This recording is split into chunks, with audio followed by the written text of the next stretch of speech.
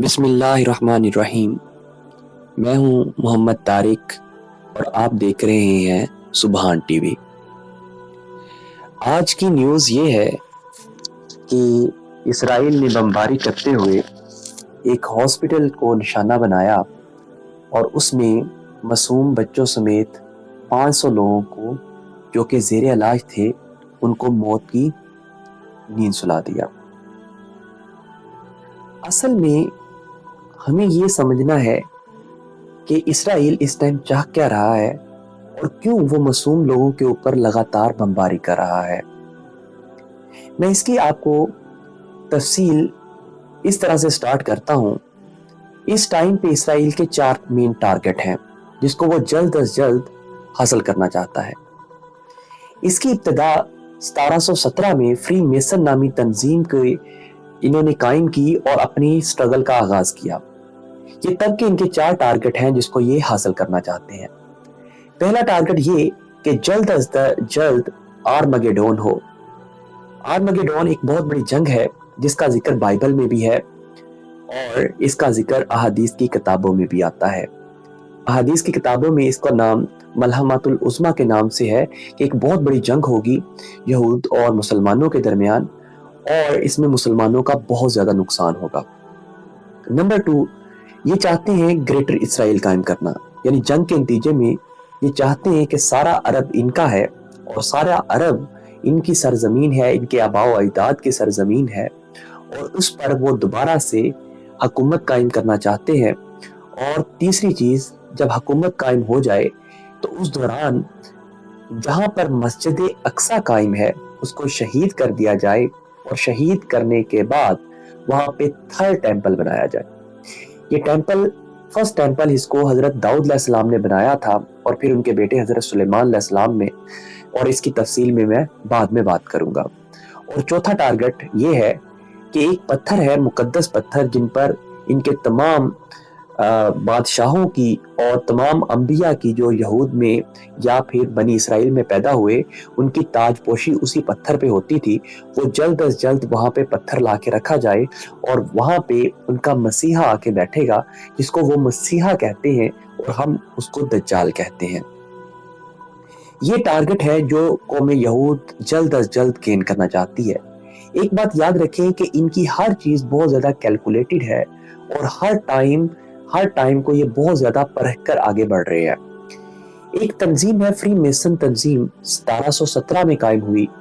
24 जून 1717 में कायम होने वाली इस तंजीम के यही 4 टारगेट थे जो कि आखिरकार ये 300 साल के अंदर अंदर हासिल करने में कामयाब होते हुए दिखाई दे रहे हैं, क्योंकि मुसलमान कौम इस टाइम मुकम्मल तौर पे जवाल का शिकार है और जवाल से ज्यादा बुज़दिली का शिकार है। और इनके अंदर, किसी भी मुस्लिम मुल्क के अंदर इस टाइम इतनी हिम्मत नहीं है कि वो इनको मुकम्मल तौर पे ललकार सके, क्योंकि ये मुकम्मल तौर पे मगरब की गुलाम बन चुकी हैं और जो कि कौम यहूद का हाल था वो आज इनका हाल है। मैं आपको एक तारीख बताता हूँ और उस तारीख को कि इनका मुकम्मल तौर पे ये किस तरह से इनका आगाज है, ये क्या चाहते हैं, ये यरूशलेम को क्यों कहते हैं कि ये इनका है और ये ग्रेटर इसराइल क्यों वहां कायम करना चाहते हैं। इसकी तफसील में मैं आपको सबसे पहले स्टार्ट से बात करता हूं कि ये इसराइल क्या है और इसराइल का नाम ये क्यों रखते हैं। हजरत इब्राहिम अलैहिस्सलाम के 2 बेटे थे, एक हजरत इस्माइल और एक हजरत इसहाक। हजरत इस्माइल की जो लड़ी है उसमें हजरत मोहम्मद सल्लल्लाहु अलैहि वसल्लम पैदा हुए और दूसरे उनके बेटे हजरत इसहाक थे जिनके औलाद में हजरत याकूब अलैहिस्सलाम पैदा हुए और हजरत याकूब का लक़ब है इसराइल। उनके 12 बेटे थे और उनके 12 बेटे जो थे वो जो नस्ल आगे चलती है वो कौम यहूद या कौम इसराइल कहलाती है। सबसे पहले हजरत यूसुफ अलैहिस्सलाम का किस्सा स्टार्ट होता है कि हजरत याकूब अलैहिस्सलाम का एक बेटा हजरत यूसुफ भी थे जो कि सारे भाइयों ने उनको मिलकर कुएं में फेंका था, लेकिन अल्लाह की करनी ऐसी हुई कि अल्लाह ताला ने उनको मिस्र का बादशाह बना दिया। बाद में ये सारे भाई वहां पे गए थे और उनको सबको उन्होंने माफ कर दिया था और वहां पे ये सारे के सारे बड़े ऐशो आराम से रहे। लेकिन जब वहां पे मिस्र में फिरौनों ने हुकूमत कायम की तो ये सारी की सारी जो कौम थी वहां गुलाम बन गई। कई साल तक फरौन इन पर जुल्म सितम भी करते रहे और इनसे अपना काम भी लेते रहे, ये गुलाम बन के वहां जी रहे थे। फिर अल्लाह ताला ने हजरत मूसा अलैहिस्सलाम को पैदा किया, जिन्होंने इस कौम को वहां से गुलामी से निजात दिलाई और ये कौम को उठा के मिस्र से निकाल के ले आए। और इनके पीछे फरौन लगे भी थे, लेकिन अल्लाह ने उनको गर्क कर दिया और इस कौम की हिफाजत की। और कई साल तक ये सहरा से भटकते हुए इन्होंने आखिरकार फलस्तीन में, जिसे फलस्तीन बोलते हैं, वहां पे जाके अपने कदम जमाए और वहां पे जाके रहना शुरू कर दिया। वहां पे एक अल्लाह ताला ने इसी कौम में हजरत दाऊद अलैहिस्सलाम को पैदा किया और हजरत दाऊद अलैहिस्सलाम के दौर में इनको बहुत ज्यादा बादशाहत मिली और बादशाहत इनकी बहुत ज्यादा दुनिया में फैल गई। और फिर हजरत सुलेमान अलैहिस्सलाम उनके बेटे थे, उसके दौर में ये बहुत ज्यादा दुनिया में एक बहुत ज्यादा सल्तनत, बहुत बड़ी सल्तनत कायम करने में कामयाब हो गए।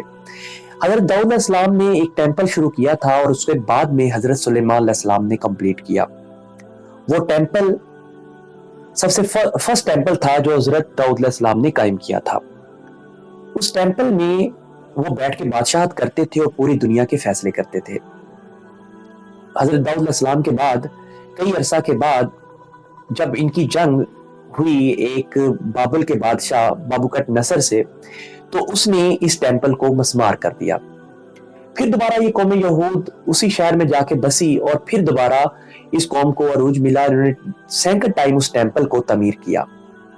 सैकड़ों टाइम टेंपल तमीर होने के बाद ये रोमियो के बाद में गुलाम बन गए। जब रोमियो से इन्होंने बगावत की तो रोमन एक बादशाह था, एक जर्नैल था टाइटस, उसने एक दिन में 1.5 लाख यहूदियों को कत्ल किया और फिर दोबारा टेंपल को गिरा दिया।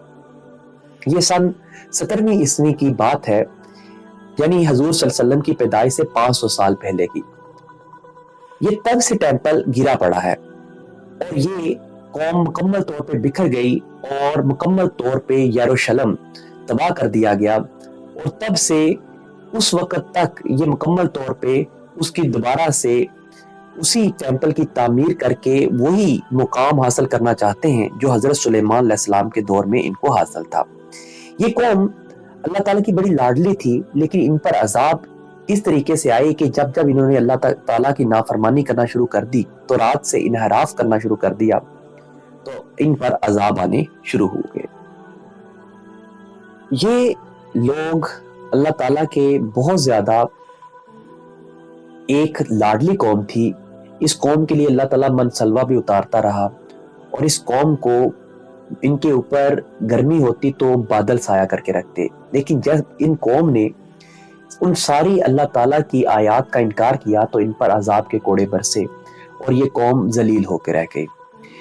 लेकिन आप देखिए, फिर उम्मत मोहम्मदी को अरूज मिला और इस अरूज की वजह यही थी कि वो अल्लाह ताला के मानने वाले थे। और अब दोबारा से आप देखिए 20वीं सदी में ये कौम दोबारा से मुकम्मल तौर पे इनके साथ मुकम्मल तौर पे यूरोपीय कंट्रीज, यूएस इनके पीछे खड़ा हुआ है और दोबारा से ये सारी की सारी मुसलमान उम्मा को ललकार रही है।